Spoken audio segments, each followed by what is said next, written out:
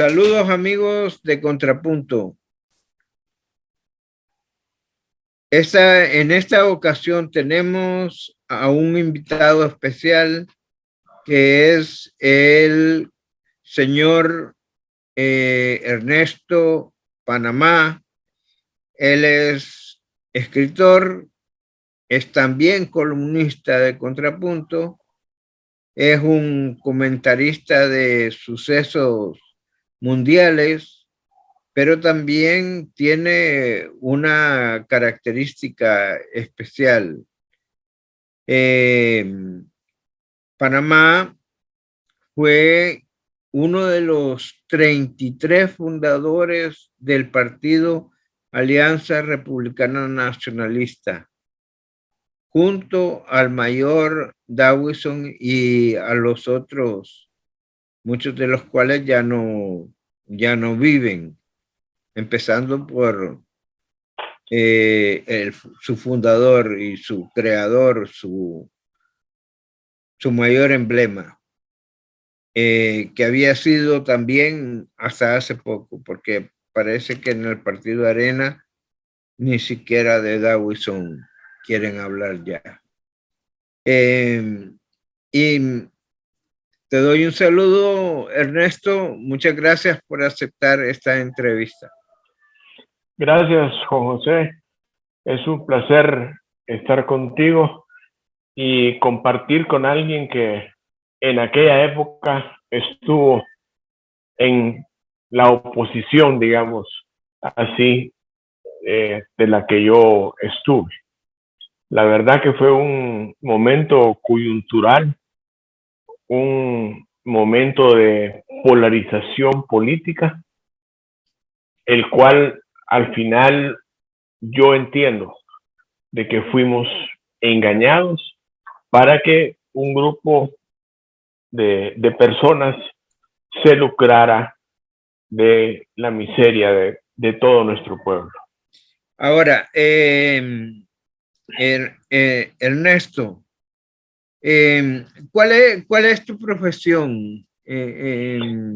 Además de ser escritor, que de por sí es una profesión.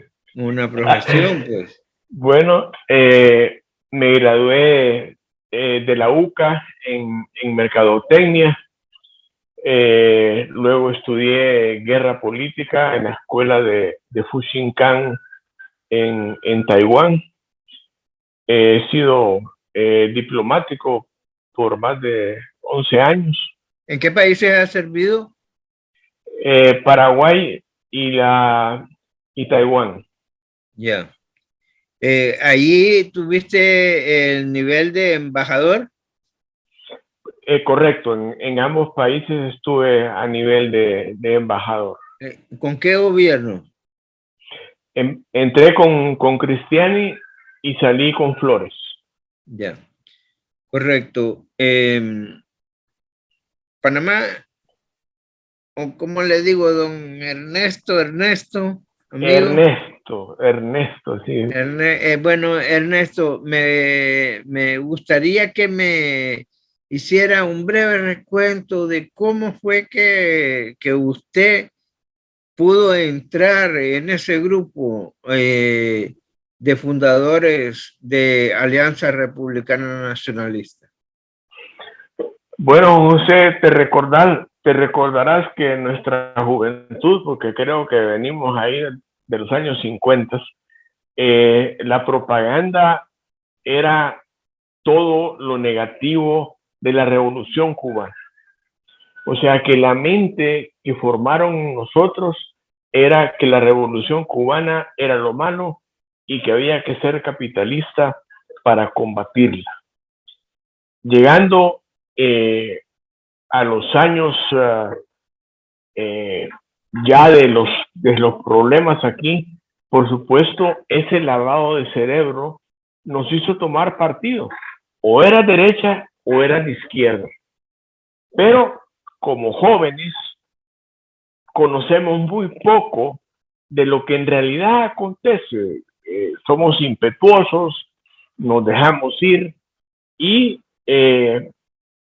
estando yo por mis 29 años, veía yo que el país se venía deteriorando, los militares seguían gobernando el país, hueveaban, no tanto como ahora, que son millones, pero el progreso del pueblo no se daba, la educación no llegaba, los abusos de los señores uniformados eran grandes, la influencia norteamericana en el país era enorme, todos los cuerpos de seguridad tenían sus gente militares gringos ahí que los asesoraban, y desde entonces empieza la represión en contra de los políticos salvadoreños que buscaban democracia. Al final fue expulsado Napoleón Duarte para Nicaragua, para Venezuela, y de ahí se radicaliza más el movimiento opositor. Entonces, tu servidor conocía el lado militar, entre comillas, derecha, y el lado de los revoltosos en ese tiempo, movimientos como el BPR y otros en las calles haciendo desórdenes. ¿Qué alternativa teníamos? Un par de jóvenes, entre ellos me atrevo a mencionar a Alfredo Mena, a Francisco Girola, Ricardo Paredes, dos de ellos ya fallecidos, tu servidor. Nos reuníamos y platicábamos que había algo que hacer, y fundamos lo que fue el Movimiento Nacionalista Salvadoreño. Hicimos algunas publicaciones pagadas en el diario de hoy porque había que pagar o no escribía, ¿verdad? Y fueron algunos de mis primeros escritos. Por primera vez mi pensamiento ahí. Transcurrió el tiempo, viene el señor Carter a Estados Unidos y empieza a desestabilizar todo el mundo. Empieza por el Shah de Irán y mete a los islamistas allá en Medio Oriente, y después viene para América, destartala todo el cono sur, montoneros, Chileno, Tupamaros, los pueblos se empiezan a enfrentar, a masacrar entre uruguayos, argentinos, chilenos, y después de repente tenemos la guerra aquí para derrocar al dictador Somoza, que había sido por décadas el gran aliado norteamericano y defendido por ellos, igual que los militares aquí, a los cuales ellos los tenían por seguridad nacional. Entonces este señor decide que el señor Romero tiene que irse, el general Romero tiene que irse, le da el golpe de estado, convence a algunos militares, la milicia se estaba dividiendo, había división entre los cuerpos de seguridad y el ejército, porque la represión la llevaba adelante los cuerpos de seguridad, y los señores de las Fuerzas Armadas se sentían limpios de culpa. Y así tenés esa junta militar que al final nos llevó a 3 juntas revolucionarias de gobierno, el ingreso de Duarte, y los gringos manipulan con Duarte para llevarlo al poder. Pero en ese ínterin que se da el golpe de estado, de repente estábamos reunidos en la casa de Alfredo Mena y llaman a la puerta. Alfredo se levanta, va, recibe a una persona y como a la media hora regresa y nos dice que había llegado un mayor a platicar con él. Había sido el mayor Roberto Dawson, que llegaba a preguntar qué ondas con nosotros, porque éramos los que en la prensa teníamos publicados artículos que defendían la democracia, la que nosotros creíamos democracia, porque sabíamos que los militares no creían en ella, ellos ponían al que querían, punto. Es así como en ese momento le digo yo a Alfredo, mira, ¿y este chafarote qué viene a hacer aquí? Que se vaya a pelear con los guerrilleros. No tiene nada que venir así, a hacer aquí con nosotros. Al final nos integramos definitivamente. Roberto, por su profesión y por su especialidad en seguridad, era un personaje con mucho liderazgo y con conocimiento del país muy grande, pues había estado en varios departamentos y su liderazgo fue impresionante. Lo que yo no alcancé a ver nunca es que su intención era recuperar el poder a través de un golpe de Estado. Él no tenía la intención de formar un partido político. Me di cuenta de que esa era su intención cuando fue capturado en Santa Tecla, junto con otros miembros fundadores de Arena y amigos militares. Reunión a la que no asistí porque los militares contrarios en esa época eran algo odioso, eran prepotentes y me invitaron, yo decidí no ir. Y lo capturan, lo meten preso y Alfredo Mena y tu servidor, que no fueron a la reunión, nos recibimos una llamada y nos dicen que los han metido presos. Ahí caí yo en cuenta que Roberto quería dar un contragolpe de Estado, pero entiende que la división que hay en la Fuerza Armada no le permite dar un contragolpe. Hacemos protestas, nos tomamos la casa del embajador White, al fin liberan a Roberto. Al salir de ahí, la orden de Roberto fue: nos tenemos que ir del país. Militares de izquierda, guerrilla, y nosotros en medio no tenemos protección, vamos. Y estuvimos viajando de Guatemala para acá intermitentemente, hasta que nos enteramos que el señor Carter pone una fecha para que hayan elecciones en El Salvador. No lo decidimos los salvadoreños, no lo propusimos, lo ordenó el señor James Carter. En ese momento... Ernesto, hay un texto, un poema de mi papá que define a la OEA en aquel entonces, ¿verdad? Hace más de 40, 50 años. Hace más de 50 años escribió él eso, donde dice al final: el presidente de Estados Unidos es más presidente que el presidente de mi país, que se llama hoy por hoy Fidel Sánchez Hernández.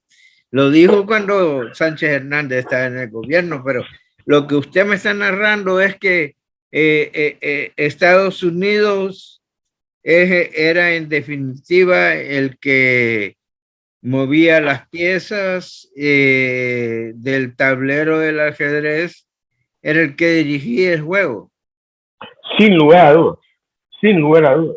Todos los regímenes militares de esa época de América eran porque los americanos consideraban que tener un militar en el gobierno impedía que la revolución cubana avanzara.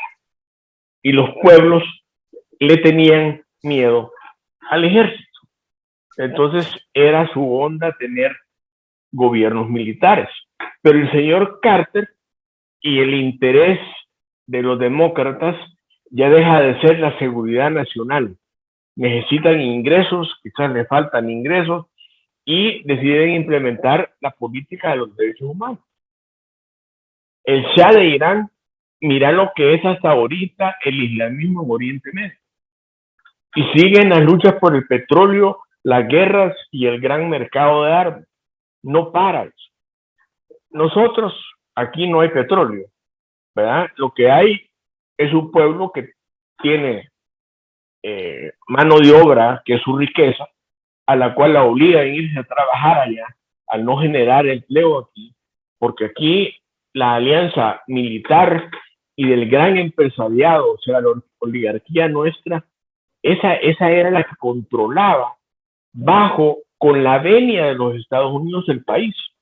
Entonces, Ernesto, hay una cosa que quisiera preguntar, tú que estuviste ahí entre los 33 fundadores de Arena.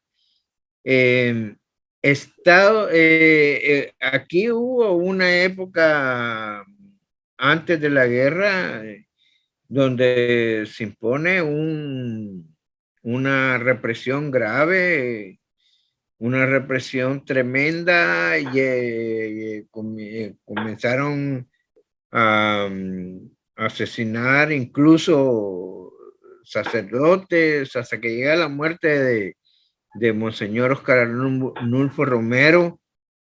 Estados Unidos, usted lo puede confirmar que estaba de acuerdo con esa línea de represión donde aparecían los muertos tirados en la calle, torturados, bañados con ácido. Estados Unidos dirigía esa política en concreto. Decírselo porque yo hubiera recibido orden de alguien para hacer eso, no puedo. Pero la lógica te indica que los militares de El Salvador, cuerpos de seguridad, tenían a la CIA metidas adentro. Por supuesto, hay un acuerdo de que esa gente tiene impunidad. No se les puede tocar. Lo sacan del país y están libres de toda culpa. Roberto D'Aubuisson, tenientillo, capitán, mayor, tuvo a esos señores como jefes. ¿Ya? Y otro montón de oficiales compañeros de él también, quienes daban las órdenes para reprimir las ideas políticas, creo yo, en un 90%, que venían de los asesores militares, porque no les interesaba que lo que ellos llamaban pensamiento de izquierda avanzara. Ellos tenían su negocio con los banqueros, con los grandes capitales de aquí, manejando nuestras materias primas, nuestra gente, haciendo plata para sus corporaciones. Aquí la educación era pésima. ¿Por qué? Pues ¿cómo les vas a enseñar a leer? No vamos a tener quien nos corte la calle de azúcar, quien nos va a cortar el café. Entonces, para mí, la represión fue dirigida por los Estados Unidos de América. Por supuesto, posteriormente, no era para ellos de ningún beneficio que una persona como D'Aubuisson llegara a gobernar el país, puesto que sabía a quién él había obedecido. ¿Verdad? Claro, el boom del partido fue enorme por la coyuntura. El pueblo Ahora, estaba... Ajá. En esto le quiero preguntar, Arena fue, aparte de la violencia que exacerbó incluso la creación de los llamados escuadrones de la muerte, etcétera, Arena fue de todos modos un movimiento popular grande, porque por ejemplo, no se compara una marcha de las de ahora con las manifestaciones de Arena de aquel tiempo, pues de aquel tiempo donde también peligraban las personas de derecha, pues había muchos secuestros, asesinatos, ametrallamientos de parte de la guerrilla urbana, digamos. Hay un punto ahí que sí quiero aclarar. Los escuadrones de la muerte nacen en los cuerpos de seguridad. Nuestro sistema judicial no funcionaba. Guerrillero atrapado era liberado. Entonces, la solución fue denle en mecha al que agarre. Y así empieza a degenerar los escuadrones de la muerte desde antes de siquiera pensar en hacer un partido o de que lo anunciara el señor James Carter, que teníamos que ir a elecciones. Arena no tiene nada que ver con los escuadrones de la muerte. Eso es propaganda muy bien manejada por, por, por el FMLN. Sí hubo gente que tomó las leyes en sus manos y yo estoy de acuerdo con que se le juzgue, castigue y condene. ¿Me entendés? Pero Arena políticamente no tuvo nada que ver con eso. No sé si Roberto, luego de haber estado en ese trabajo, porque debe haber estado en represión, lo siguió haciendo con Arena. En ese sentido, él la parte política la manejaba totalmente aparte de lo que pudiera haber sido la parte militar. No tengo idea. Ahora, Ernesto, va un poco de publicidad para tu libro, porque tienes un libro escrito sobre esa historia. Me gustaría que dieras algunos elementos, cómo adquirirlo, cómo se llama, el libro de esta parte de la historia salvadoreña que tú narras. Se llama el libro Juan José, Los Guerreros de la Libertad. Y tiene ese nombre por los guerreros de la guerrilla y por los guerreros del ejército. Todos aquellos que pelearon convencidos de que lo estaban haciendo por una causa justa, lo cual resultó ser no justa para ninguno de los dos. Está actualizado a la tercera edición este recién pasado año 2020. Aproveché la pandemia y lo actualicé al 2020 y ya están incluidas ahí las purgas que dirigió el señor Sánchez Serén con sus secuaces para asesinar a 1.500 personas del frente, a la señora del BPR y para el panadero, el comandante que también fue asesinado. De ahí para abajo empieza el asesinato de la estructura del frente y ya está incluida en esta nueva edición. Por supuesto, como tú sabes, cuando uno escribe historia, y la primera edición fue en el 2005, al 2020 han pasado 15 años y hay muchas cosas que se conocen. El libro ya ahora cuenta con más de 350 páginas y está a la venta en Amazon. Ahora, hablemos de lo actual, Ernesto. Tú que fuiste fundador y seguramente un joven impetuoso,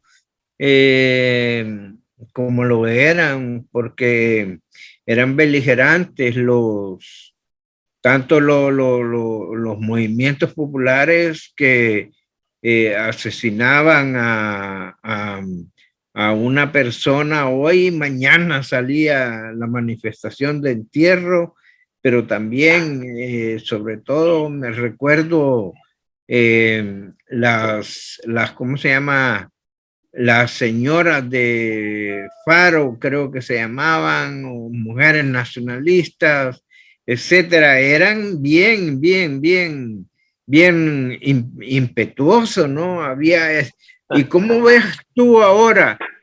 Te quiero pedir esta última pregunta que te voy a hacer. Tal vez otros días tengamos para hablar más de esta historia, porque es importante algunos detalles, pero hoy te pido por favor 5 minutos para que me hables de cómo has visto la transformación de lo que fue aquella arena impetuosa, popular, radical, o con la arena que se ha convertido hoy. Si es que bueno, existe. ya no. La verdad es que Arena se fundó en base a principios y muchos de ellos están reflejados en la actual Constitución.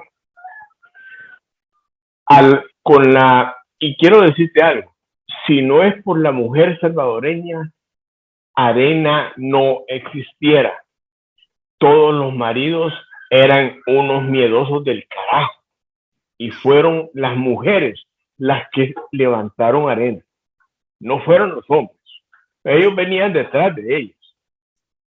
Así, Arena surge y hacer un partido, el mayor había trabajado con la gente de orden, había trabajado porque trabajaba con el general Medrano en la Guardia, conocía orden, fundada por los gringos. Ojo, que fue la gran aliada para llevar la presidencia de Mauricio Funes. Ojo, esto es una porquería por la verdad. ¿Me entendés? La mujer salvadoreña fue la que levantó Arena. Claro, ¿cómo no iba a ser un boom de partido si el pueblo no tenía otra soga a que ahorcarse? O eran los terroristas o era Arena. ¿Me entendés?